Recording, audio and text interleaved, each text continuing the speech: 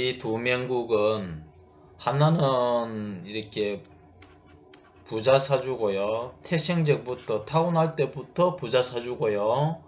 또 하나는 이렇게 자수성가를 한 분입니다.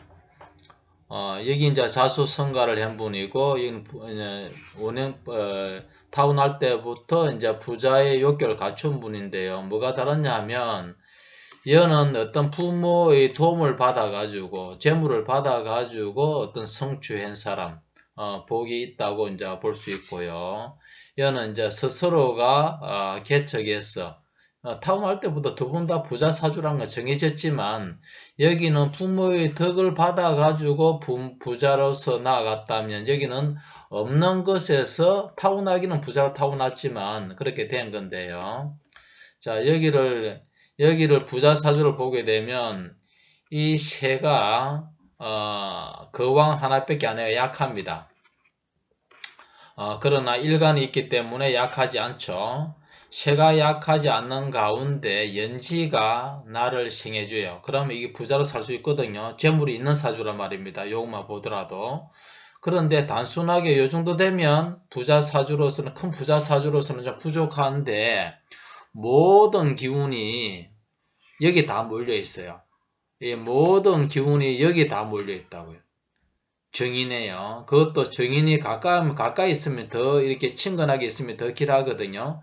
그래서 큰 부자를 갖출 수 있다 하는 걸 알 수가 있겠고, 만약에 이게 연지가 이런 게 없다고 하더라도요, 새가 약하지 않는 것에서 중궁의 재성만 있다 하더라도 얘는 재물이 있는 사주라고 보면 됩니다. 그렇게 갓난하게 살 수 없는 팔자거든요.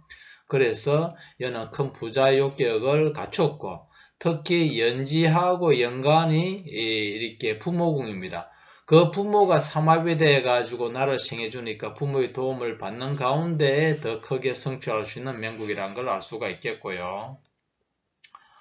여기는 자수성가인데 새가 매우 태약합니다. 새 스스로 보면 태약한데, 이거 쌍인이 국중에 있거든요. 쌍인이 국중에 있으면 재물이 합계를 했는데, 이 또한 모든 기운이 이 인성에서 다 몰려 있어요. 정인으로. 그래서 나를 생해주는 일간이잖아요. 나를 생해주니까 얼마든지 자수성가할 수 있다 하는 사주가 되는 거고요. 그래서 어떤 부모 조상님의 덕을 받아가지고 선천적으로 그 부모의 도움을 받는 가운데 사업적으로 뜻을 더 크게 확대시키는 사주라면, 여기는 독립적으로 스스로 이렇게 개척해 나가는 사주라고 보면 됩니다. 그래서 이런 대운도 매우 길하죠. 그러니까 30대부터 이 대운은 매우 힘든 대운이라고 볼 수 있을 것이고요. 힘들게 나아가는 거고 장애도 많았을 거고, 이 34살, 36살 요 사이 기운부터 아주 길한 운으로 이렇게 일었었습니다. 그래서 그 시기는 빨리 이제 성취를 해 나간 거죠. 없는 가운데 밑바닥에서. 그러니까 수백억 재산을 가질 수 있는 그런 어떤 재산가가 된 거고요. 여도 아주 길한 그런 명국이 됩니다. 그러니까 이것도 또 중요합니다. 그 연지 연간이 부모인데, 부모궁은 이 건궁하고 공궁이거든요. 예, 건궁과 공궁이 다 합심해 가지고 또 이런 것도 부모 기운을 더 더하는 겁니다. 그래서 간단하게 부자의 사주와 타고날 때부터 큰 부자의 사주와 자수성가. 그러니까 자수성가는 운을 따라서 그 시기가 있거든요. 그걸 따라서 이렇게 하게 되면 이때부터 크게 막 일었었잖아요. 이때부터 매우 길하다는 걸 알 수가 있거든요. 그래서 운이 만약 이런 군이 아니라면, 만약에 자수성가하더라도 늦게 하는 경우도 가끔 있거든요. 그건 대운이 안 따라줘서 그런 거고, 대운이 따라준다면 엄청나게 길함을 갖고 있는데, 이 사람이 단점이라면 이 급제가 있어요. 급제가 매우 흉하죠. 그러면 친구나 지인들이 다 흉해요.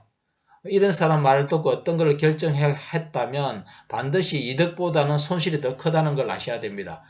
급제가 이렇게 흉한데도 불구하고, 그러니까 이어는 자기 후배를 통해서 매우 이렇게 곤욕을 치르는 사람인데요.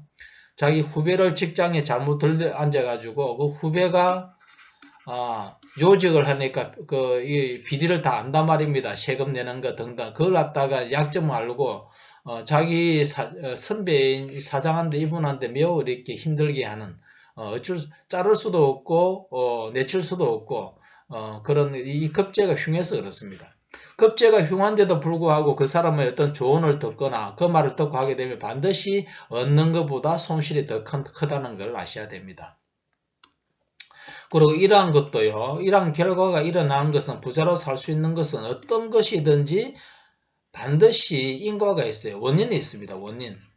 원인에 의해 가지고 그 결과가 드러나기 때문에 결과는 그 사람이 그런 원인을 지었기 때문에 그런 거거든요.